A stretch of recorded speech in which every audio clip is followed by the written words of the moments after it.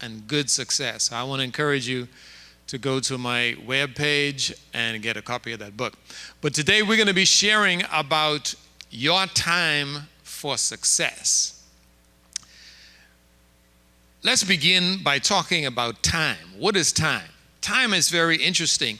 Last night as I was preparing this presentation, I checked to see how much time was left in 2021. And at that time, it was 28 days, 677 hours, 40,664 minutes, and 2,439,895 seconds. It's interesting that everybody on earth who lives to the end of this year will have the same amount of time. There's no one, whether you're rich, whether you're poor, whatever your status is, everyone has the same amount of time. So time is a common commodity. Now, when we think about time, we have to realize that time is a common commodity, but it's a very important commodity because, first of all, we don't know how much time we have. And no matter who we are in this world, we cannot buy time. The richest man in the world cannot buy another second. The richest man in the world cannot have more time than you have. So everyone has the same amount of time. So there are several things that we can do with time that I want you to be aware of. First of all, you can spend time. Now, what do you mean when you say spend time, Pastor Dave? What is spending time? Well, let's put it like this. If you were given $100 a day, every day you would have the opportunity to spend that money. So if you decide you're going to work and you say, I'm going to go to lunch and I'm going to spend $50 on lunch, then it means that you only have $50 left for whatever else you want to use. Time is the same way. You can spend time, and how you spend it determines what's available and the benefit that it will have for you. The next thing you can do is waste time. Now, how do you waste time? You waste time by allowing time to elapse without anything productive happening. There are a lot of people in the world who are time wasters. An example of time wasting is you have an important day ahead, but you decide to sleep until 12 o'clock. It means that whatever you had to accomplish that day, you've already wasted those hours, and it means that you have less hours to accomplish what you want to accomplish. So you can spend time, you can waste time. The next thing that you can do is you can invest time. Now, how do you invest time? You invest time by using your time to produce a future return. Let me give you an example of investing time. Today, if I go on the internet and I go on YouTube and I Google how to do something that I don't know how to do, it means that I'm investing my time in something that will produce a future return. So we can spend time, we can waste time, we can invest time, and then we can redeem time. Now, what does it mean to redeem time? Redeem time means that you cash in on the time that you've already put in. So if you have put in 5 years of college, you can now redeem that time for a job that's worth $50,000, just for example. So we can spend time, we can waste time, we can invest time, and we can redeem time.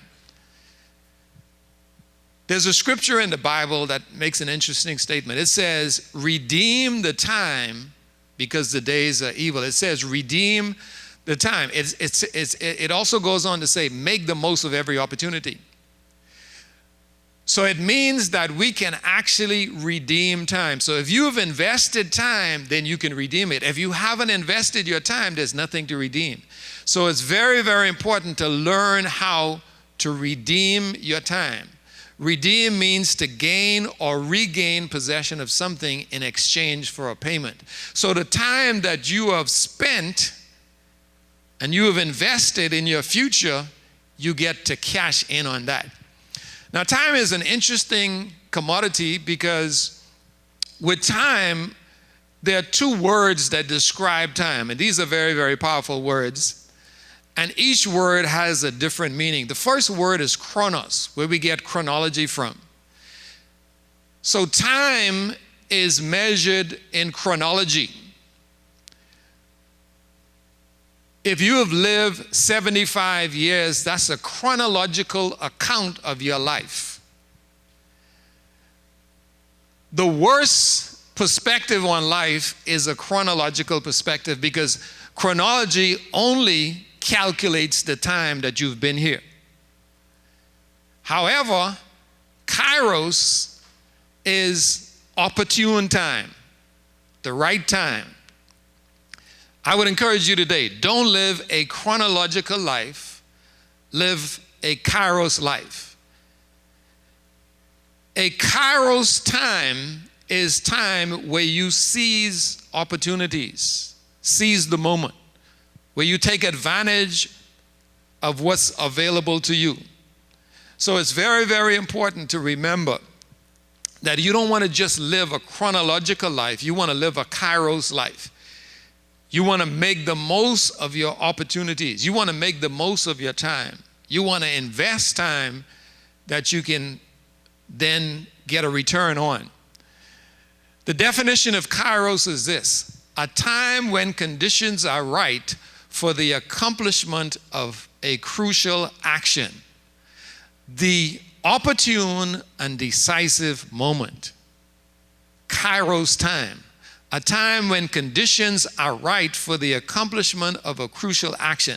So it's important to live your life every day with a kairos perspective. You are looking for the opportunity. You can wake up in the morning and you can say this. You can say, you know, I have 8 hours until I get off today. Or you can look at it and you say, I have 8 hours of opportunity to accomplish something crucial in my life. Your time and your success are correlated. What you do with your time is a big determining factor in your success. So now let's look at some keys to how to maximize your time for your success. What I've done in my life is I've divided my time into 4 categories, 4 very important categories. The first category is the spiritual, mental category. Now, why is this important as far as time is concerned? The time that you spend pursuing spiritual pursuits actually determines what you will do with the rest of your time. Let me give you an example. Everyone in life has a philosophy, and your philosophy comes from what you gather spiritually or mentally. Let's take a look at how you determine your activities in life. Well, first of all, your activities come from your words, and your words come from your thoughts. So words are expressed thoughts. Those expressed thoughts that become words become actions. Those actions become behavior. That behavior becomes habit. And then that habit becomes a lifestyle. So it all begins with your thoughts. The Bible puts it like this. It says, as a man thinks, so is he. What you think about, what you meditate on, what you talk about today will show up in your life tomorrow. As a man thinks, so is he. So it's important to spend the priority of your time developing your personal philosophy, because your personal philosophy will govern your actions and your behavior, and it will create your lifestyle. So the most important thing that you can do with your time is to develop your personal philosophy. You know, there are people who are in prison and they wonder why they're in prison. Many times, the reason somebody is in prison is because they didn't spend time developing their personal philosophy. Your behavior doesn't determine your philosophy determines your behavior. So if you are in jail, you have to look at what did you do with your time in developing your personal philosophy, because that governs your behavior. My life changed when I changed what I did with my time in terms of my spiritual pursuits. We had many speakers this week who talked about the value of spiritual pursuits. So when your time changes in terms of what you do developing your personal philosophy, it will change your behavior. So that's the most important aspect of time. So time divided in 4 parts. The first part is developing your spiritual and mental philosophy, because it's going to govern your behavior. You're going to act on what you think, and you're going to think about what you are exposed to, and you're going to meditate on whatever you are exposed to, and it's going to show up in your life. Here's the second aspect of time. The second thing that we have to do with time is we have to use time to acquire resources. Many of us are familiar with the Maslow's hierarchy of needs. What it tells us is that we have some basic needs, and if those needs are not met, it makes it difficult for us to make productive use of our time, because we are talking about survival first. So the first thing is, with our time, we develop our personal philosophy because it governs our actions. The second thing is you spend your time acquiring the resources that you need to make your life comfortable. Our needs need to be met first in order for us to fulfill other aspects of our lives. So we have to focus in on having our needs met. So spending your time acquiring your resources is very important. That's why we have a job. We go to work every day because we want to acquire the resources that allow us to do what we really want to do in life. But if you never acquire the resources to take care of your basic needs, you may not ever get to the things that you really want to do in life because you are concerned with survival. If you don't have the resources and you are homeless, it's hard to think about fulfillment in life. So we have to look at resources and provision. The third aspect of time, very important here,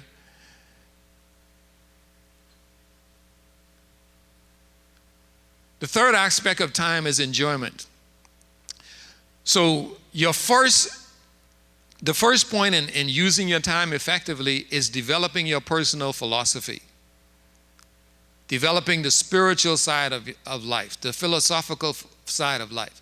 The second part of it is resources, acquiring resources. The third important component of time and success is enjoying what you've invested in.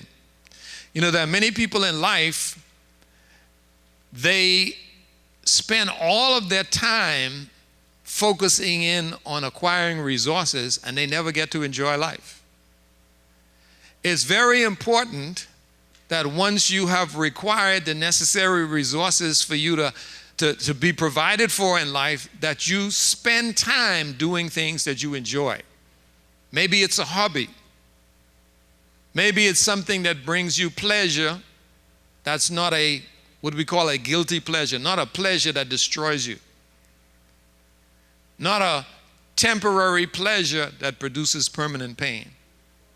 You know, some people will say, well, you know, I want to enjoy my life, so I'm going to use drugs. No, that's a temporary pleasure that's going to produce permanent pain. What you need to do is find a pleasure that does not produce pain in your life. Enjoy your life. Do something that gets you excited. Do something that fulfills you. And then the fourth aspect of your time relates to giving to others. So here's some things that you want to do in terms of life fulfillment and time and success. Put your time into your passion. Put your time into your assignment. Put your time into your gift. Put your time into your future. Put your time into pursuing your purpose. And once you've done that, then we get to one of the most important aspects of time, and that is giving back, helping others. It does not make sense to live life and you live your entire life and you have never given back.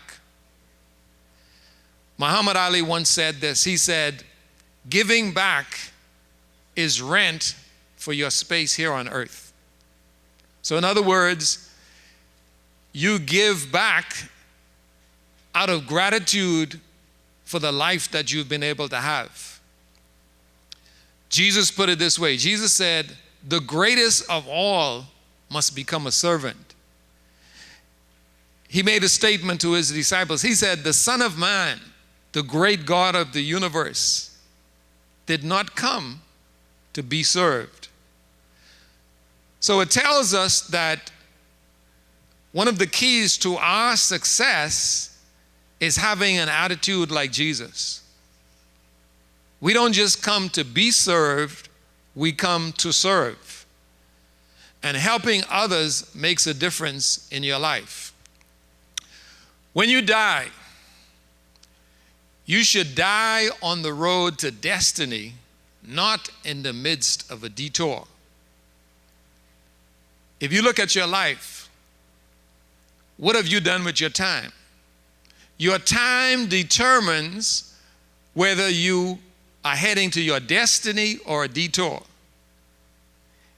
If you don't properly utilize your time, you could end up on a detour. If you use your time correctly and you manage your time, then you will be on the road to destiny. My question for you right now is this: 2021, what have you done with your year? If you want to enjoy the future, don't waste the present. Schedule your time according to your priorities. Those 4 categories that I talked about. Schedule your time according to your priorities. You know, many of us, we allow time to go by. We waste time, or we spend time on the wrong things. Let time and destiny always collide. Don't waste time. Make sure your time is connected to your destiny. Can you imagine getting to the end of your life? And when you have to give account for your life, the only thing you can talk about is how much money you made or what material you acquired. Wouldn't that be a miserable life? All you have to say is, this is what I made in terms of dollars. The truth of the matter is, the richest people in the world, monetarily, often have to find ways to give away their money to feel accomplished. Because you've accumulated so much money, how much can you do with it? How much can you consume on yourself? There becomes a limit. Your needs are met, your wants are met, everything is met. What do? So you never want to live your life pursuing material things. You have to live a balanced life, and that's the key to success with your time. So your time should reflect your values and your philosophy.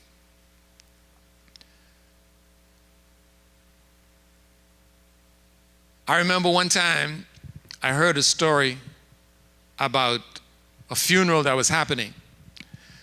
And in this funeral, the pastor was preaching, and he was talking about what a great man this was and what a legacy he's leaving behind.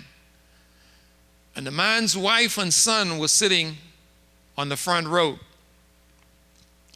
And after a while the pastor was speaking, he noticed that the wife was hitting the son. And eventually the son got up while he was speaking and walked and opened the casket. And so the pastor looked at the wife and the son and said, "What are you doing?" And so the wife said, "I asked him to go and check to see if the same person you are talking about is the one in the casket, because what you were saying is not true."